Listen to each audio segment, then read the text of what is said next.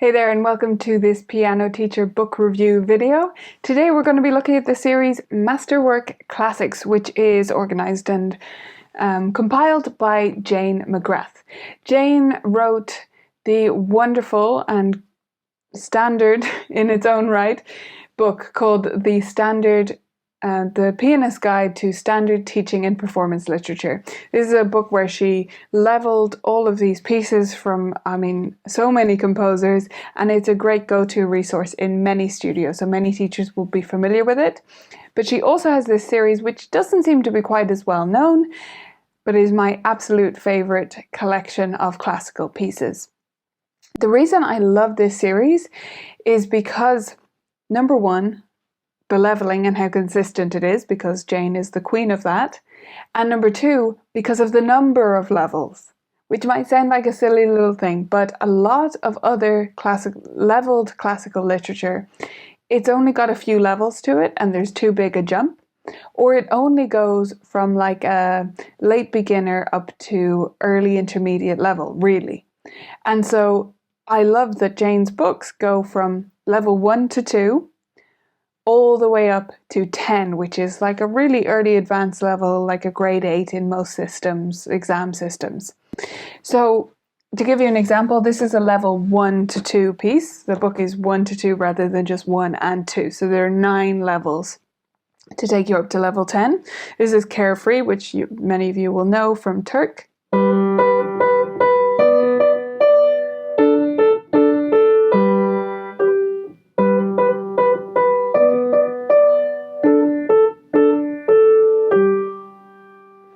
Okay, a very simple little piece. Definitely goes beyond that level in this book, but that's one of the first pieces. So it's not beginner.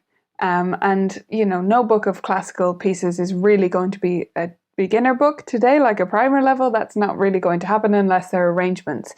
These are original pieces. And so I would be starting to introduce level 1 to students. It depends on the student. So it depends on where you want classical music to sit with them. But I'd be starting to think about this level when students are, say, in a level 2 of a method book, to give you an idea of their reading standard and their coordination standard. It's not so much about the reading. To give you another idea, this is Masterwork Classics level 7, and this is a piece you'll all know. Right, so everyone knows that if I just play a couple of bars, that's the Waltz in A minor from Chopin. And a great piece. So she has classics like that, excuse the terminology, but there's no better word for it. She has standard pieces, go-to pieces like that, Waltz in A minor, but she also has more unusual selections which are really interesting to explore with your students. Another thing I like about these books is the suggested order of teaching at the start, which gives you a suggested order of maybe you would teach it like this. In the beginning books, all the way through actually, that goes Baroque and classical on one side and romantic and modern on the other side. So they're going simultaneously down, but it gives you a great taste of a good order to teach them in. You don't have to stick to it by any means, and it's not the order the book is in. The book is chronological. What I like as well about the suggested order of study is that she shows you why. So, for example, she has the Micapar Prelude number 2 at the top here, and she says, control of melody and accompaniment, movement on the keyboard, and finesse in phrasing. Those are the challenges in that piece as she sees it. So she tries to give you a logic to why she's putting them in the order that she is, and it's really interesting to hear her thoughts on that as well. So I hope you'll check these books out. They're absolutely fantastic. And I would be recommending using them for pretty much any student who you would like to teach classical music to, which will probably be a lot of your students. What I would say on the leveling, though, to talk a little bit more about that, is that if you have a student who absolutely classical is going to be their thing and they love it, great.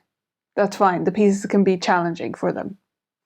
But where I would tend to err, and this isn't really to do with these books, it's to do with how I teach more generally, the classical music, I would tend to aim a little bit lower in terms of leveling, than the poppier music or the standard method book music if that's what they're doing alongside it. Mostly because the reading may be at one level, but the technical challenge, the coordination of these pieces will be quite a lot more than they're used to. There's a lot more hand independence in early classical literature, and so I would just err on the side of it being easier so that they can get those quick wins early on. But the other thing I love about these pieces is that generally they are short. She hasn't chosen really epically big pieces. Even in the later books, although she'll have some sonatinas or going into sonata movements, that kind of stuff, great to have those bigger pieces, but she always includes these smaller, shorter pieces, which is just great for students moving through repertoire. Otherwise, we get so stuck on these endless big projects and we don't get to learn lots of music, which I believe we should be.